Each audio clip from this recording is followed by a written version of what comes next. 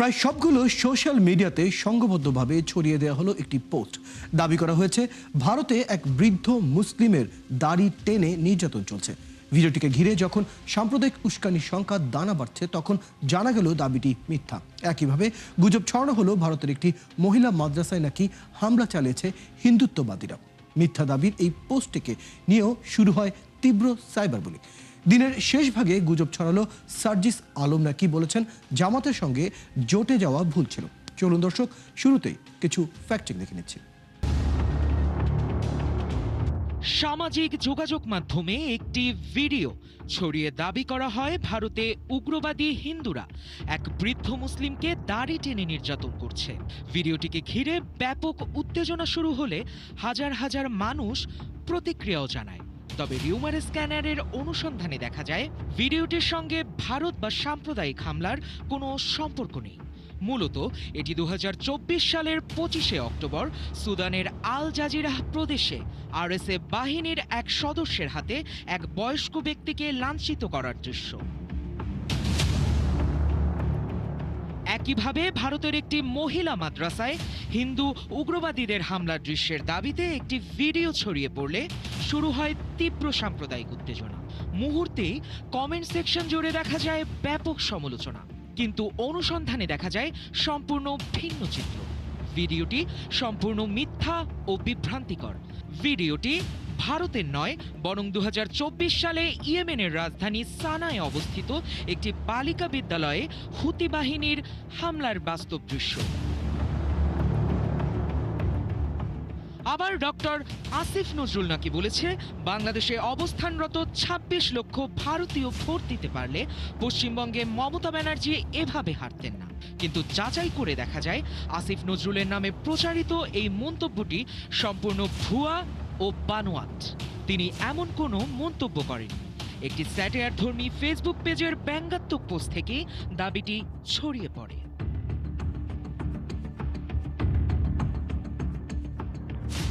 গুজব এখানেই শেষ নয়। জাতীয় নাগরিক পার্টির উত্তরাঞ্চলের মুখ্য সংগঠক সার্জিস আলম জামায়াতের সঙ্গে জোটে যাওয়া আমাদের ভুল ছিল এমন মন্তব্য করেছেন বলে যে ফটোকার্ডটি ছড়ানো হয়েছে তা সম্পূর্ণ ভুয়া।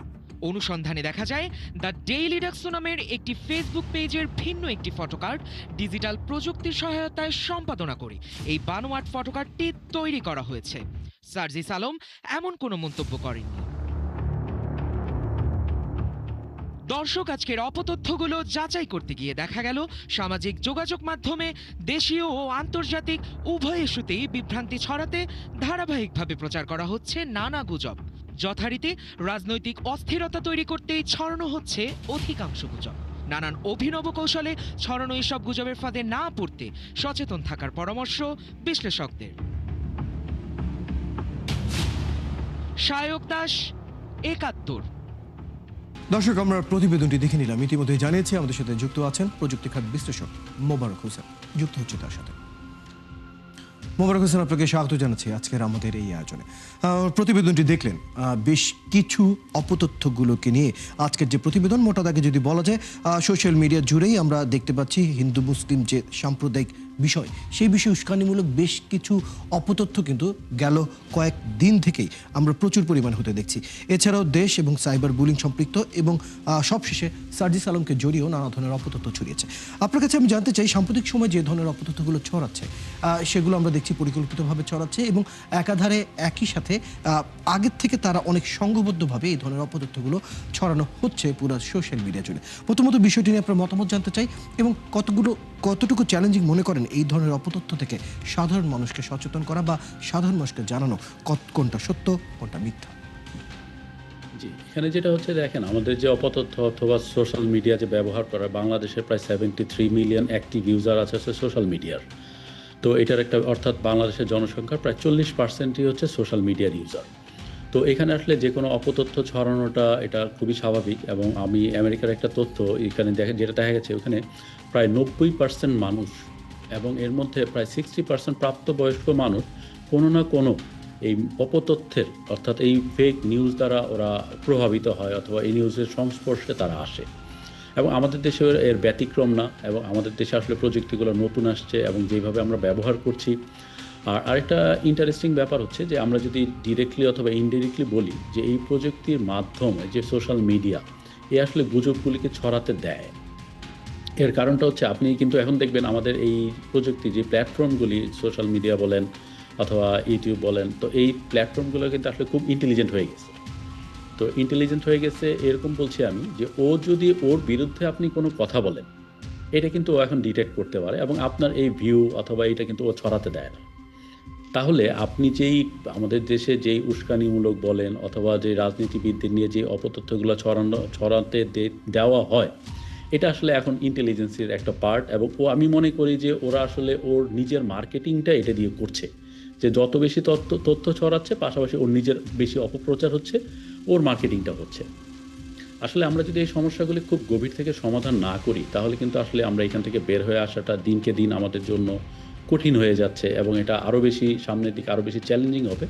আর সবচেয়ে বেশি যেই জায়গাটা আমি মনে করি যে এখানে দেখেন যে প্রায় আমাদের দেশে যদি 73 মিলিয়ন ইউজার হয় এবং এখানে দেখা যাচ্ছে যে ফেসবুক প্রায় 178 বিলিয়ন তার হচ্ছে ইউজারের মানে রেভিনিউ, অর্থাৎ তার মার্কেটিংয়ের যে একটা বিশাল মার্কেট আছে, এটা কিন্তু আমাদের যে ডিজিটাল প্ল্যাটফর্ম আছে অথবা আপনাদের প্রিন্ট মিডিয়া বলেন অথবা আপনাদের যেই ডিজিটাল ইলেকট্রনিক মিডিয়া বলেন, আপনাদের কিন্তু বড় একটা অংশ তারা কিন্তু নিয়ে যাচ্ছে। এবং আমি যতটুকু জানি আপনাদের মিডিয়ার সবচেয়ে বড় একটা উপার্জনই আসে হচ্ছে গিয়ে এই বিজ্ঞাপনগুলি থেকে। তাহলে এই যে $178 বিলিয়ন বাংলাদেশ থেকে যে বিজ্ঞাপনের বাজারটা নিয়ে যাচ্ছে এবং এনবিআর হচ্ছে 15% হয়তো ভ্যাট তাদের উপরে ধার্য করেছে। বাট আমি মনে করি এটা আসলে খুবই মানে একটা ইন্ডাস্ট্রি ধ্বংস হয়ে যাচ্ছে, তারা সার্ভাইভ করতে পারছে না বিজ্ঞাপনের জন্য। আর আমি 15% ভ্যাট পেয়ে আসলে আমি কীভাবে কতটুকু আগাতে পারবো অথবা এই ইন্ডাস্ট্রিগুলোকে ধরে রাখতে পারবো, এটা কিন্তু একটা আমার মনে হয় চিন্তার বিষয়। এবং মোবারক হোসেন, আপনি ঠিকই বলেছেন, এই বিষয় নিয়ে একটু বিস্তারিত আমরা আলাপ করবো। তবে এই মুহূর্তে একটি বিরতি নিয়ে ফিরতে চাই আপনার কাছে, সঙ্গে থাকুন। মোবারক হোসেন, এই পর্যায়ে আপনাকে আরও একবার স্বাগত জানাচ্ছি আমাদের এই পর্যায়ের আয়োজনে। বিরতির আগে যেমনটি বলছিলেন, সামাজিক যোগাযোগ মাধ্যম নিজেই তার ব্যবহারকারীকে তার প্ল্যাটফর্মে রাখার জন্য যত ধরনের কার্যক্রম করা দরকার তাই করছে। সেটি অ্যালগোরিদম থেকে হোক, যে কোনো তথ্যকে সর্বোচ্চ মানুষের কাছে পৌঁছে দেওয়া হোক, সব ধরনের কাজই তারা করে থাকছে। যদি এর অপোজিটে বা বিপক্ষে যদি আমাদের কাজ করতে হয়, অর্থাৎ আমরা যদি চাই অপতথ্যগুলো যাতে সেভাবে না ছড়ায়, সেটি নিয়ে যদি প্রযুক্তিগতভাবে আমাদের এগোতে হয়, তাহলে কী ধরনের পরিকল্পনা প্রয়োজন বলে আপনি মনে করেন? আসলে দুইভাবে আমরা আটকাতে পারি। এক হচ্ছে আমরা উল্টো অ্যালগোরিদম তৈরি করতে পারি, যে যেখানে আমাদের যেহেতু এরা আমাদের নেটওয়ার্ককে ব্যবহার করে তাদের ডেটাগুলি ছড়াচ্ছে, এটা একটা মাধ্যম হতে পারে। আর আরেকটা হতে পারে আমরা পলিসিগতভাবে, যেমন ইংল্যান্ডে যেটা আছে যে এই মাধ্যম যদি তার প্ল্যাটফর্ম ব্যবহার করে কেউ অপতথ্য ছড়ায় তাহলে এই দায় তাকেই নিতে হবে, ঠিক আছে? এবং এর জন্য কিন্তু তারা ওই প্ল্যাটফর্মকে জরিমানা করছে। তো যখন তাদেরকে জরিমানা করা হয় তখন কিন্তু এই অপতথ্যটা তারা কিন্তু ঠিকই জানে কোনটা তথ্য আর কোনটা অপতথ্য, তখন কিন্তু তারা এটা ব্লক করছে। তো আমি মনে করি আমাদের দেশের যে পলিসিগুলি আছে এইগুলিকে আরও অ্যাক্টিভ করা, এবং যেহেতু এরা ইন্টেলিজেন্ট মানে অ্যালগোরিদম ব্যবহার করছে, আমাদেরও পাল্টাপাল্টি এরকম একটা জিনিস ব্যবহার করা। এছাড়া জনসচেতনতার যে জায়গাটা আছে এটা তো অবশ্যই আমাদেরকে সচেতন হতে হবে। কারণ আমি আরেকটা বিজনেস স্ট্যান্ডার্ডের একটা রিপোর্ট দেখছিলাম 2020-21 সালের। তো ওইখানে দেখা যাচ্ছে বাংলাদেশ থেকে প্রায় $20 বিলিয়ন একটা কিন্তু আমাদের বিজ্ঞাপন ডিজিটালের একটা মার্কেট আছে, ঠিক আছে? তো এইখান থেকে তারা ওই বছর দেখা গেছে তারা হয়তো 107 কোটি টাকা তারা উপার্জন করেছে এবং 2 পয়েন্ট সামথিং যেটা এনবিআরকে ভ্যাট হিসেবে দিয়েছে। তো এখন 2026 সালে এই বাজারটা কিন্তু অনেক বড় হয়েছে। তো এই মার্কেটের যে মানে ডিজিটাল মার্কেটিং বাজারটা, এটা কিন্তু আমাদের দেশে যেই ডিজিটাল প্রিন্ট মিডিয়া রয়েছে এবং ডিজিটাল যে মিডিয়াগুলো রয়েছে, আমি মনে করি এই বাজারের বড় একটা অংশ কিন্তু ওদের হাতে চলে যাচ্ছে। তাহলে কি সেক্ষেত্রে মোবারক হোসেন, আপনি কি মনে করেন এই ধরনের বিজ্ঞাপন সম্পৃক্ত বা বিজ্ঞাপনের বাজারের যে বহুল ব্যবহার বা বহুল প্রত্যাশা থাকে সামাজিক যোগাযোগ মাধ্যমে, সেটি কি এই ভিউ বাণিজ্যকে উস্কে দিচ্ছে, যারা আসলে মূলত এই অপতথ্যগুলোর দিকে বেশি ঝুঁকে যাচ্ছে? অবশ্যই, কারণ দেখেন আপনি একটা স্ট্যাটিক একটা স্ট্রিমিং দিবেন, আপনাকে $2 থেকে $5 দিবে, ঠিক আছে? যদি আপনি একটা রিলস বানান $1 থেকে $3 দিচ্ছে। এই content what ever it is, but এই যে জায়গাগুলিতে যেমন চারটা রিপোর্ট আমি দেখলাম যে ওইখানে যদি মেডিকেল সংক্রান্ত কোনো কন্টেন্ট আপনাকে ছাড়তে হয় তাহলে আপনাকে অবশ্যই ডাক্তারের সার্টিফিকেশন থাকতে হবে, এছাড়া আপনি এই রিলেটেড পারবেন না। কিন্তু আমাদের দেশে কিন্তু এই ধরনের কোনো পলিসি নেই, যে যার মতো কন্টেন্ট তৈরি করছে এবং কন্টেন্টের মান বলেন অথবা যাই বলেন, এটা কিন্তু হচ্ছে অনলি ফর ভিউ। বাট এতে করে কিন্তু আমাদের মানে সাধারণ যে কোনো মানুষই কিন্তু ক্ষতিগ্রস্ত হচ্ছে। বাট এবং দীর্ঘমেয়াদী যে প্রভাবটা আছে, যে এই প্রভাবটা কিন্তু সমাজে প্রভাব পড়তেছে, এবং আপনারা যারা আছেন প্রিন্ট মিডিয়াতে তাদের উপরে কিন্তু একটা পরোক্ষ প্রভাব পড়ছে, কারণ আপনাদেরই একটা অংশ কিন্তু তারা নিয়ে যাচ্ছে। আরও মজার ব্যাপার হচ্ছে যে আপনাদের কিন্তু আপনাদের যে কন্টেন্টগুলো ফ্রি অফ কস্ট তাদের প্ল্যাটফর্মে উঠাচ্ছেন, এবং আপনারা কিন্তু একটা শব্দ, এক্সাম্পল 71 টিভি শব্দটা গুগলে অ্যাড করতে হলে আপনাকে পে করতে হবে। বাট আমরা কিন্তু ওই বলছি আমাদের একটা নিউজের পরে অথবা ইয়ার পরে যে এই সংবাদটা 71 টিভিতে ইউটিউবে দেখতে পাবেন। তো এই যে ইউটিউবে দেখতে পাবেন এটা বলে কিন্তু আমি তাকে প্রমোট করলাম, এবং আমি তাকে একটা অথরিটির যে জায়গাটা ছিল আমরা কিন্তু আসলে বুঝে হোক অথবা আমাদের প্রয়োজনে হোক আমরা কিন্তু তার এই অথরিটি বিল্ড আপটা কিন্তু আমরা আসলে করে দিচ্ছি। ঠিক আছে, তো আমি মনে করি যে এই জায়গাটা যদি গুগল আমাকে একটা শব্দ অ্যাড করতে টাকা দিতে হয় তাহলে আমি কেন ওর নামটা উচ্চারণ করে, আমি কেন ওকে প্রমোট করছি, আমি কেন আমি বুঝতে পারছি আসলে আপনার মানে আপনার প্রসঙ্গটা কোন দিকে যাচ্ছে। আসলে প্রথমে যখন টেলিভিশন ছিল তখন হয়তো নানা ধরনের অনুষ্ঠান এবং নানা ধরনের সংবাদও সেখানে আসতো, সেখানে আসলে নির্ভর করতে হচ্ছে দর্শক আসলে কোনটা বিবেচনায় বেছে নেয়। এবং আধুনিক সময়ে আমরা যেখানে সবার হাতে স্মার্টফোন দেখতে পাচ্ছি তখন এই ধরনের প্ল্যাটফর্মের গুরুত্ব কিন্তু সময়ের সাথে সাথে বেড়ে যায়, এবং তার সাথে সব ধরনের মাধ্যমকেই তার সাথে কিছুটা হলেও অ্যাডজাস্ট করতে হয় বা সেই দিকে আসলে এগিয়ে যেতে হয়। এবং এই কারণে আমরা যখন প্রান্তিক জনগোষ্ঠী অর্থাৎ ঢাকার প্রান্তিক জনগোষ্ঠীর কোনো একজন কৃষক বা সাধারণ মানুষের হাতে যখন স্মার্টফোন যায়, তার হাতে যখন নিউজ ফিডে কোনো ধরনের তথ্য আসে সেটা সে যখন যাচাই করতে কতটুকু পারলো কি পারলো না সেই বিষয়টা নিয়ে আসলে আপনার কাছে জানতে চাই যে কি মনে করেন সাধারণ মানুষ একটি তথ্য কতটুকু যাচাই করার সক্ষমতা রাখে এবং সেই সক্ষমতা কি এখন তৈরি করার সময় এসেছে? না, সক্ষমতা একটা ব্যাপার হচ্ছে কি, আমরা প্রথমে যেমন একটা বই সাধারণ মানুষের কাছে এই প্রিন্টেড যে কোনো ডকুমেন্টকে তারা বিশ্বাস করে। ঠিক আছে, এবং একই রকম ভাবে যেমন আমরা একটা টিভি চ্যানেলে একটা নিউজ দেখতে যেমন বিশ্বাস করি, তারা কিন্তু ফেসবুকটাকে অথবা এই সোশ্যাল মিডিয়াগুলিকে ওইরকম ভাবেই বিশ্বাস করছে। তারা কিন্তু এত যাচাই বাছাই করছে না। তারা ভাবছে এই জিনিসটা যেহেতু ইন্টারনেটে এসেছে, সোশ্যাল মিডিয়ায় এসেছে, তো জিনিসটা সত্য, এবং সত্য ভেবে কিন্তু তারা এটা প্রতিক্রিয়া ব্যক্ত করতে শুরু করে এবং এই কন্টেন্টটা কিন্তু একজন আরেকজনের মধ্যে ছড়ানো শুরু করে দেয়। ঠিক আছে, তো এই জায়গাটাতে আমরা যদি ওদেরকে মানে না বোঝাতে পারি যে তুমি যে তথ্যটা ছড়াচ্ছ এটাকে তুমি একটা মানে নির্ভরযোগ্য জায়গা থেকে ভেরিফাই করো, তারপরে তুমি এটা ছড়াও। এবং এই ধরনের অপতথ্যের কারণে সাধারণ মানুষের ক্ষেত্রে আমরা কিন্তু দেখেছি মানসিকভাবে তারা নানা ধরনের সিদ্ধান্তের দিকে আসলে যান। অর্থাৎ একজন হয়তো রাজনৈতিক ব্যক্তি কোনো একটি কথা তার হাতে হয়তো এলো, সে হয়তো সেটা যাচাই বাছাই করতে পারলো না, কিন্তু সে ভাবছে সেই কথাটি সত্য হয়ে দাঁড়াচ্ছে। তাহলে সেক্ষেত্রে কি মনে করেন সরকারিভাবে বা বেসরকারিভাবে কোনো ধরনের কার্যক্রম কি রাখা উচিত যাতে এই ধরনের মানুষগুলোকে সচেতন করার কোনো একটা উপায় বের করা যায়?